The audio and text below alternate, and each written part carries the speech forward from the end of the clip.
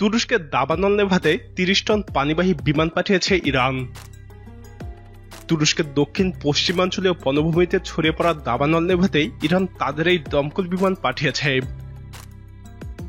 তুরস্কের president Recep Tayyip Erdogan বলেছেন, Azerbaijan, Russia এবং ইউক্রেনের পর সর্বশেষ ইরান থেকেও অগ্নি নির্বাপক বিমান এসে পৌঁছায়। এর ফলে দাবানল নেভানোর কাজ অনেকটা সহজ হয়েছে।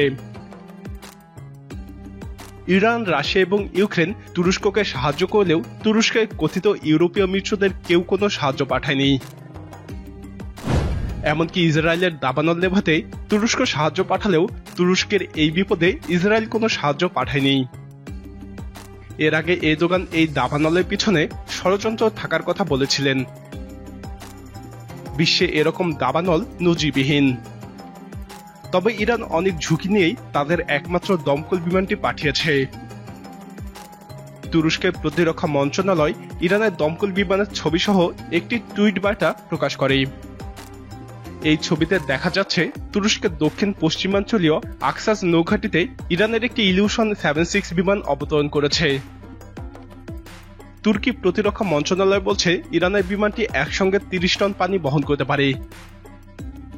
তুরস্কে নিযুক্ত ইরানি রাষ্ট্রদূত মোহাম্মদ ফারাজমান্দ বলেছেন, ইরানের কয়েকটি অগ্নি নির্বাপক হেলিকপ্টারও তুরস্কে পৌঁছেছে, যেগুলো খুব দ্রুত আগুন নেভানোর কাজ শুরু করবে। ইরানি রাষ্ট্রদূত বলেন, বিপদে আপদে এক প্রতিবেশী আরেক প্রতিবেশী কাজে লাগে। তুরস্কের দক্ষিণ এবং পশ্চিমাঞ্চলীয় বনাঞ্চলে গত কয়েকদিন থেকে অন্তত ১৬০টি বড় ধরনের অগ্নিকাণ্ডের ঘটনা ঘটে।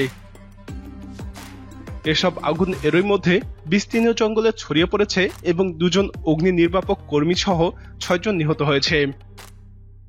বহু ঘরবাড়ি এবং কৃষিক্ষেত আগুনে পুড়ে গেছে। হাজার হাজার মানুষ নিরাপদ আশ্রয়ে ছুটে গেছেন।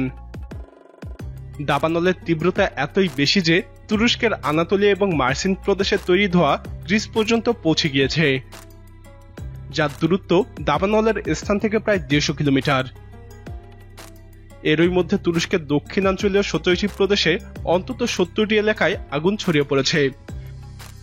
পরিস্থিতির সবচেয়ে বেশি অবনতি হয়েছে এজিয়ান সাগরের উপকূলবর্তী পর্যটন নগরী মারমারিসের। সেখানকার বেশ কয়েকটি রিসোর্টে আগুন ছড়িয়ে পড়ায় হুমকির মুখে পড়েছে পর্যটন ব্যবসা। দেশি বিদেশি বহু পর্যটক এবং স্থানীয় আদিবাসীদের সরিয়ে নেওয়া হয়েছে। দেশি বিদেশি অগ্নি নির্বাপক ৫টি বিমান, ৪৫টি হেলিকপ্টার এবং ড্রোনের সাহায্যে আগুন নিয়ন্ত্রণে কাজ করে যাচ্ছে ১,০০০ বেশি দমকল কর্মী। সর্বশেষ খবর অনুযায়ী ১৬০টি এলাকার মধ্যে ৯০টি এলাকার আগুন নিয়ন্ত্রণের দাবি করেছে তুরস্ক। এর মাধ্যমে রাশিয়া এবং ইরান নতুন এক নজির স্থাপন করল। দাবানল নিয়ন্ত্রণে আনতে ইরান এবং রাশিয়ার প্রতি কৃতজ্ঞতা জানান এরদোগান। তিনি পুতিনকে ব্যক্তিগতভাবে ধন্যবাদ দেন। প্রিয় দর্শক, তুরস্কের এই দাবানল সৃষ্টির পিছনে সত্যি কি কারো ষড়যন্ত্র জড়িত? আপনার মতামত কমেন্টে জানান। নিয়মিত এরকম আপডেট পেতে আমাদের চ্যানেলটি সাবস্ক্রাইব করে আমাদের সাথেই থাকুন।